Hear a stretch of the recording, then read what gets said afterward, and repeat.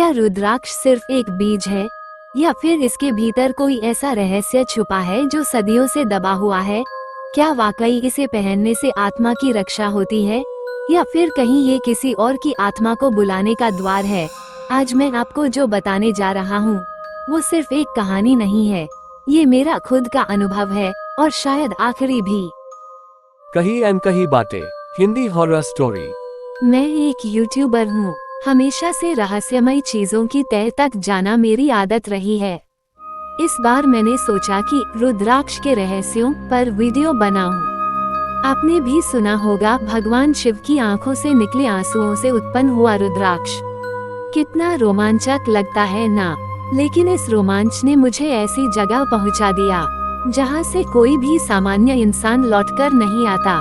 मैंने रिसर्च शुरू की, किताबें, साधुओं के इंटरव्यू और फिर मुझे एक पुरानी डायरी मिली। वो एक सन्यासी की थी जिसने 108 मुखी रुद्राक्ष को छूने की बात लिखी थी। ऐसा रुद्राक्ष जिसे देखकर साधु संत भी कांप उठते हैं। डायरी के आखिर में लिखा था, ग्रेटर देन, यदि कोई इस रुद्राक्ष को ढूंढे तो याद रखो उसकी आत्मा कभी शांत नहीं रहेगी। क्या मैं डर गया? नहीं, मैं उत्साहित हो गया और यही मेरी सबसे बड़ी गलती थी। डायरी में एक स्थान का उल्लेख था, त्रिकुट पर्वत के नीचे स्थित काली गुफा। कहा जाता है कि यहाँ वो रुद्राक्ष छुपा है और उसकी रक्षा करता है एक छाया। मैं कैमरा, माइक और जीपीएस लेकर निकल पड़ा, अकेला। जैसे जैसे मैं गुफा के पास पहुँचा, हवा बदलने लगी, पेड़ सरसराने लगे और एक अजीब सी घुटन महसूस होने लगी। मेरी सांस तेज हो गई, धक धक, और फिर वो दिखाई दी, काली गुफा।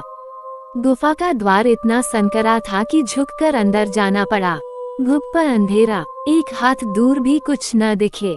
जैसे ही मैंने टॉर्च जलाया, सामने दीवार पर लिखा था, ग्रेटर देन, जो भी रुद्राक्ष छुएगा वो अपने आप को खो देगा। क्या मैं रुका? नहीं, शायद मेरी जिज्ञासा मेरी जान से भी बड़ी थी।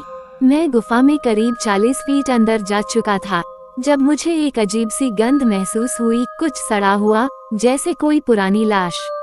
और तभी मेरी टॉर्च हिलने लगी, फ्लिक फ्लिक फ्लिक, और बंद। मैंने अपने कैमरे की नाइट विजन ऑन की और देखा एक छाया, इंसान जैसा, लेकिन उसके चेहरे पर आंखें नहीं थीं, बस काले गड्ढे। मैं चीखा, का कौन है? और उसने धीरे से कहा, ग्रेटर देन, जिसे तू ढूंढ रहा है वो मौत से भी बुरा है, वापस चला जा। मैंने कांपते हाथों से रुद्राक्ष वाला स्थान ढूंढा और देखा एक चमकदार सोने जैसी आभा लिए बीज, वो 108 मुखी रुद्राक्ष। मेरे भीतर एक अजीब सा लोभ जागा, बस एक बार छू लूं, बस एक बार। जैसे ही मैंने हाथ बढ़ाया, पूरी गुफा थर्राने लगी, दीवारों से खून रिसने लगा और फिर वो छाया मुझ पर झपट पड़ी। मेरे हाथ रुद्राक्ष को छू चुके थे और उसी क्षण मेरे शरीर में एक झटका लगा, जैसे किसी ने मेरी आत्मा को निचोड़ दिया हो।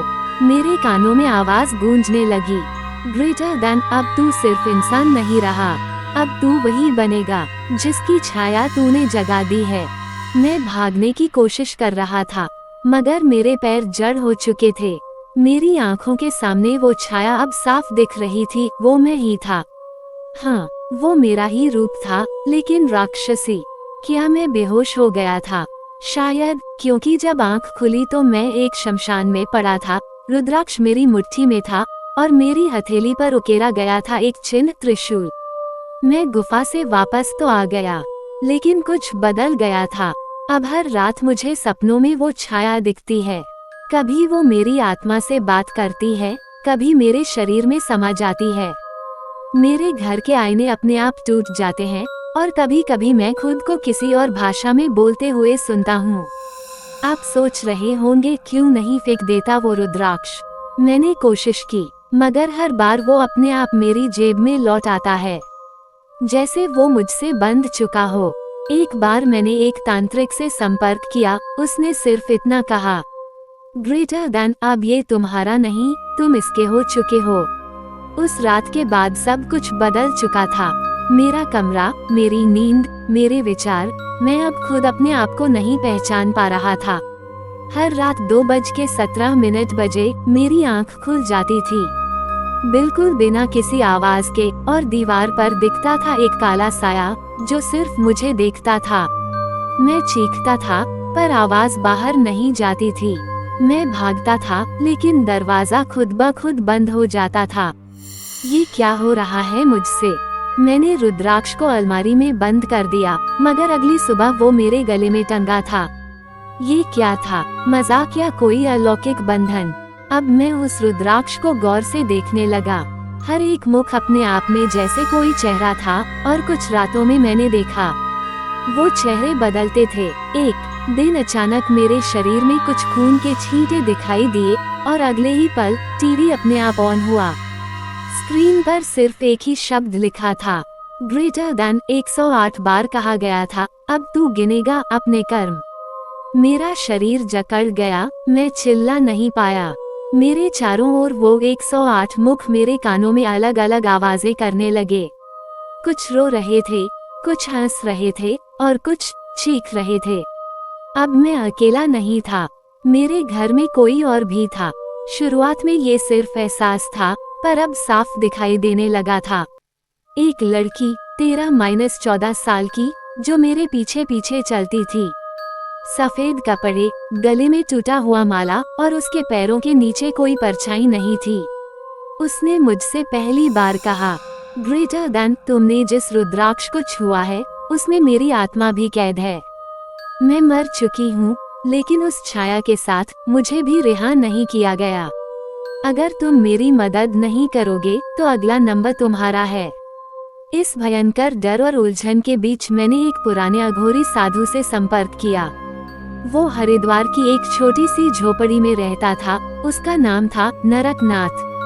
जैसे ही मैं उसके पास पहुंचा, उसने बिना कुछ कहे मेरी गर्दन पर हाथ रखा और बोला, ग्रेटर देन, तू वो रुद्राक्ष लेकर आया है जो कभी किसी को नहीं मिलना चाहिए था। उसके 108 मुख नहीं, 108 प्रेत हैं। हर मुख एक आत्मा को कैद करता है। तू अगर इसे अब नहीं लौटाएगा तो तुझे 108 मौतें मरनी होंगी, हर रात एक। मैं कांप गया, तो क्या इसका कोई उपाय नहीं? ग्रेटर देन उपाय है, पर कीमत भारी है। तुझे एक आत्मा को मुक्त करना होगा, लेकिन याद रख, वो आत्मा तुझसे जुड़ जाएगी हमेशा के लिए। मैंने हिम्मत जुटाई और उस रात एक पूजा की। आग जलाई, रुद्राक्ष को उसके सामने रखा, और वो लड़की फिर आई। उसकी आंखों से आंसू बह रहे थे। ग्रेटर देन, क्या तुम मुझे मुक्त करोगे?